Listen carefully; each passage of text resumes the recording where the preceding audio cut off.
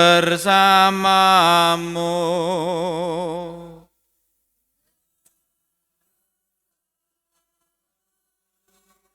Inilah Injil suci menurut Lukas. Dimuliakan.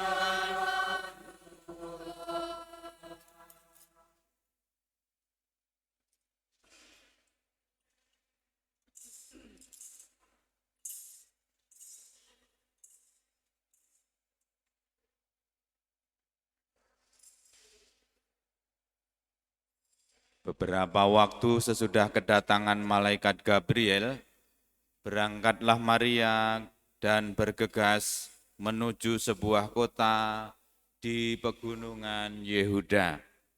Di situ ia masuk ke rumah Sakaria dan memberi salam kepada Elisabet. Ketika Elisabet mendengar salam Maria, melonjaklah anak yang di dalam rahimnya. Dan Elisabet pun penuh dengan Roh Kudus, lalu berseru dengan suara nyaring. Diberkatilah engkau di antara semua perempuan, dan diberkatilah buah rahimmu. Siapakah aku ini sampai ibu Tuhanku datang mengunjungi aku? Sebab sesungguhnya ketika salammu sampai di telingaku, anak yang di dalam rahimku melonjak kegirangan. Berbahagialah ia yang percaya, sebab firman Tuhan yang dikatakan kepadanya akan terlaksana. Lalu kata Maria, jiwaku memuliakan Tuhan, dan hatiku bergembira karena Allah Juru Selamatku. Sebab ia telah memperhatikan kerendahan hamba-Nya. Sesungguhnya mulai sekarang segala keturunan akan menyebut aku bahagia. Karena Yang Maha Kuasa telah melakukan perbuatan-perbuatan besar kepadaku, dan kuduslah namanya. Rahmat-Nya turun-temurun atas orang yang takut akan Dia. Ia memperlihatkan kuasa-Nya dengan perbuatan tangan-Nya dan mencerai-beraikan orang-orang yang congkak hatinya. Ia menurunkan orang-orang yang berkuasa dari tahtanya dan meninggikan orang-orang yang rendah.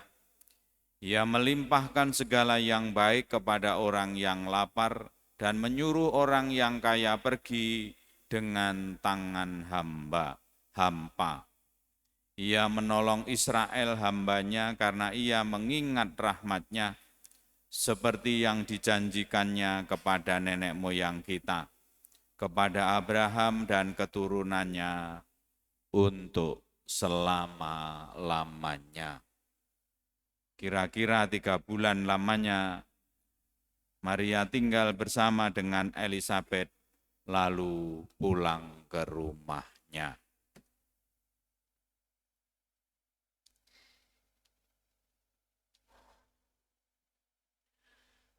Demikianlah sabda Tuhan.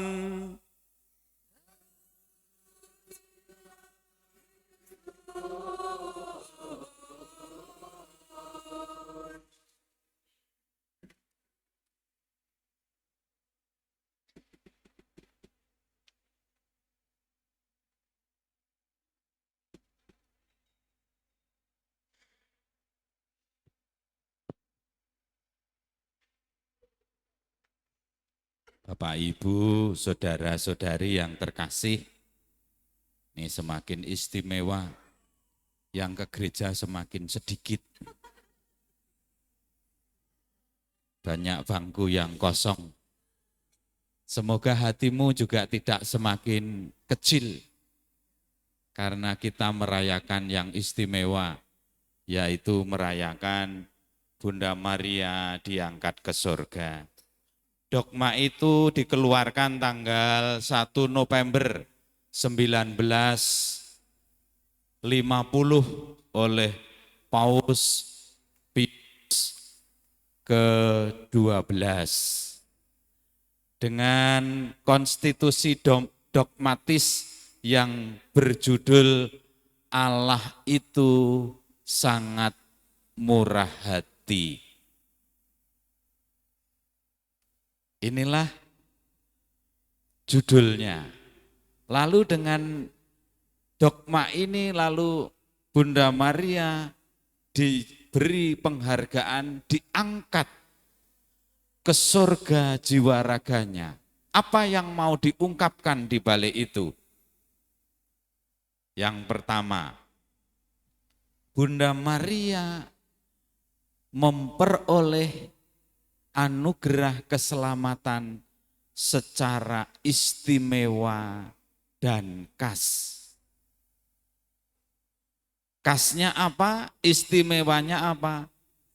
Bunda Maria diangkat masuk ke dalam surga tidak melalui pengadilan putranya. Mengapa? Karena dia terlepas dari dosa asal. Jadi jiwanya dan raganya tidak ternodai oleh noda dosa. Maka Romo mau bertanya, Anda nanti itu kira-kira seperti Bunda Maria tidak? Halo? Anda nanti kira-kira masuk surga apa tidak? Enggak berani jawab kan? Berarti apa? Berarti enggak yakin nanti kalau masuk surga. Sebab apa enggak yakin? Dosane banyak. Banyak apa sedikit? Banyak apa banyak sekali? Nah, banyak sekali. Makanya enggak berani menjawab. Nanti kalau saya dipanggil Tuhan, saya diistimewakan dan khas tidak? Jangan-jangan saya ikut Tuhan segitu lamanya, nanti enggak dapat tiket masuk surga. Celaka.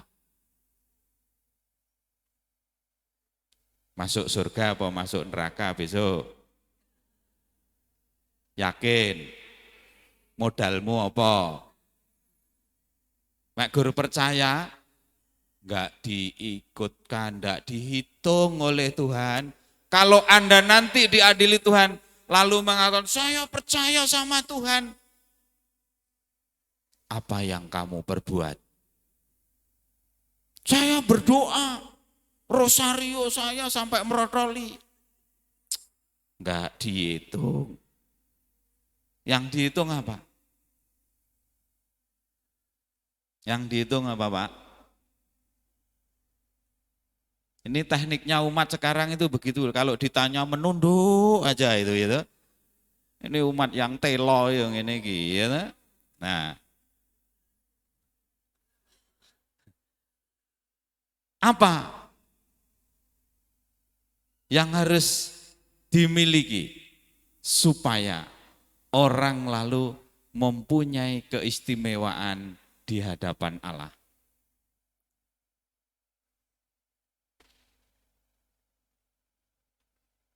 Gak ada yang menjawab, ya. Sepi karena nggak yakin kalau nanti masuk surga. Apa Bu? Kasih contohnya.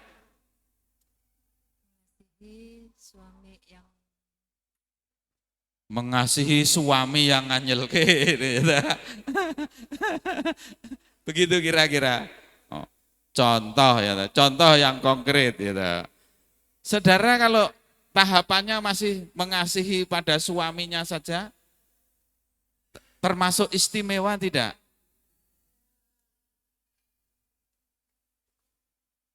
Biasa. Maka hitungannya itu seperti hukum kasih itu loh. mengasihi Tuhan dengan segenap hati, segenap jiwa, segenap akal budi, segenap kekuatan. Lalu yang kedua apa? Cintailah sesamamu manusia seperti dirimu sendiri.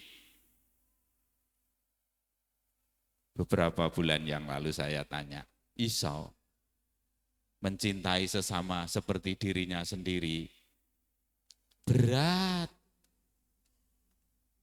Beratnya di mana? Kalau Anda punya uang 100.000, tonggomu ra iso blonjo, iso paro-paro. Ikhlas. Ya diikhlas-ikhlaskan Romo, karena saya mencintai sesama seperti diriku sendiri. Omong kosong, ya toh? Nah, saudara, maka saya dan Anda hari ini ditantang seperti Bunda Maria. Kalau saya pengen memiliki anugerah keselamatan secara istimewa dan unik, hendaknya hidup kita harus dipakai oleh Allah untuk menjadi jalan keselamatannya dan karya untuk keselamatannya. Bunda Maria begitu. Sejak lahir dikandung oleh Santa Ana, dia dibebaskan dari dosa asal. Saya mau bertanya sekarang, dosa asal itu menurut Anda apa? Halo? Apa Bu? Dosa Adam dan Hawa. Jadi dosa dari Adam dan Hawa. Ibu mau kalau nanti meninggal suruh menanggung dosanya Adam dan Hawa? Enggak mau. Enggak mau. Berarti dosa asal sebelum kita dibaptis. Ya wes apa saja bolehlah ya. Apa tadi? Dosa yang diperbuat oleh orang tua mungkin. Dosa yang dibuat oleh orang tua. Inilah pinternya orang Katolik itu. Tafsirannya so bebas kalau dosa asal. Gak apa-apa, bebas saja, santai saja ya. Dengan Romo itu santai. Kalau soal masuk surga kan urusannya dengan dia, ya itu bukan dengan Romo. Ya itu seluai. Ya. Nah, dosa asal itu adalah mau menjelaskan bahwa manusia tidak bisa tidak mesti berbuat dosa. Jadi manusia tidak bisa keluar untuk tidak berbuat dosa, mesti berbuat dosa. Itulah dosa asal. Makanya itu banyak orang lalu melakukan dosa karena itu terkungkung oleh dosa asal.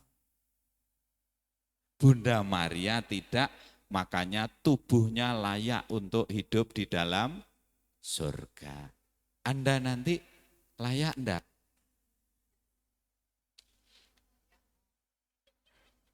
Sewepi gerejane.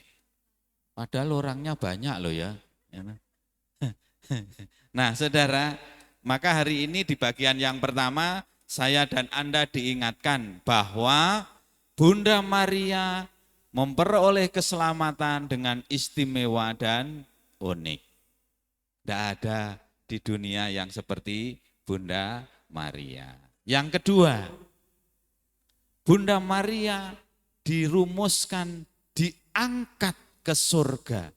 Bukan dia mau langsung dengan dirinya sendiri dia naik ke surga. Diangkat berarti apa? Berarti di situ yang mempunyai kehendak untuk Bunda Maria masuk ke surga adalah Allah.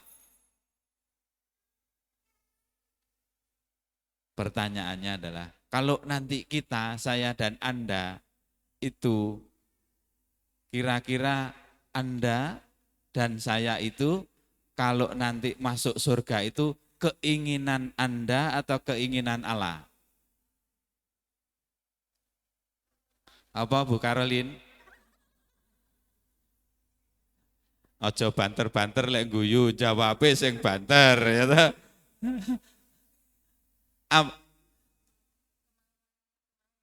Kemauan kita ya. Tapi kemauan kita itulah yang tidak dihitung oleh Tuhan. Mengapa? Masuk surga itu yang menentukan bukan kita, tetapi Dia. Tapi seringkali kan kita itu pokoknya wis nang lingkungan rajin itu, tiap minggu datang ke gereja, jalannya ke gereja aja, tetangga sebelahnya enggak dengar kalau dia duduk di situ itu. Saking halusnya, saking wah pokoknya kayak seperti orang kudus itu ya. Tetangganya enggak dengar. Itu belum cukup. Ada orang yang di gereja itu halus, pulang malah seperti yang minggu lalu saya katakan, gendong setan. Itu apa? Berangkat ke gereja gendong setan, setannya dilepas di depan pintu. Ya itu apa? Dia berangkat itu bertengkar dengan suaminya. Enggak ngomong, tapi duduk bareng. Waktu di gereja bisa menyanyikan Tuhan kasihanilah kami, kemuliaan gitu. Dia bebas itu. Enggak ada merasa berdosa. Pulang keluar pintu, setane digendong meneh. Karo bojone ora ngomong.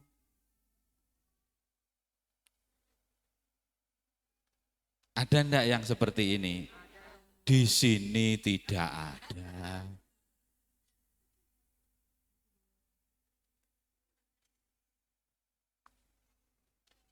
Wes suwi aku lek khotbah ya ta.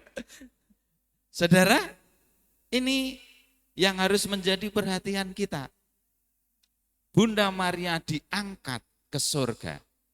Bukan dia mau mengangkat dirinya ke surga. Itu berarti apa? Wewenang untuk masuk ke dalam kerajaan surga adalah Allah. Kecuali Tuhan Yesus naik ke surga dengan kuasanya sendiri. Yang ketiga adalah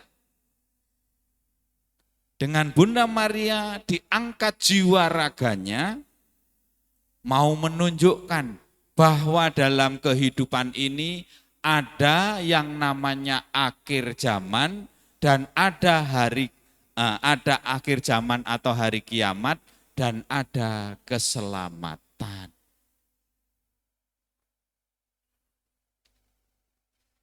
Bagi orang Katolik, kiamat itu ada dua. Kiamat massal dan kiamat pribadi. Kiamat pribadi itu ya orang dipanggil Tuhan sampai saat ini. Gitu.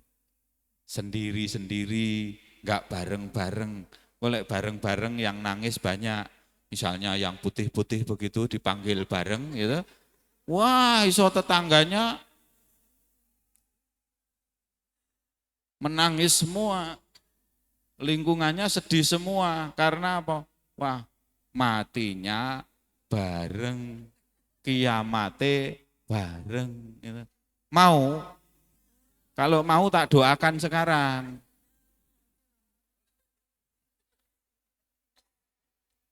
Nah, ingat, maka dengan begitu, hidup di dunia itu tidak lama, hanya sementara. Maka yang harus diutamakan adalah seperti Bunda Maria, yaitu apa? Memelihara sabda. Bunda Maria itu ketika tidak tahu, lalu dipanggil Tuhan menjadi ibu Bunda Allah, lalu pergi ke Elizabeth, baru semakin sadar dalam proses menjalani perutusannya. Ketika Elizabeth, siapakah aku ini sampai ibu Tuhanku datang melawat aku. Ketika mendengar salammu, bayi yang ada dalam kandunganku bersorak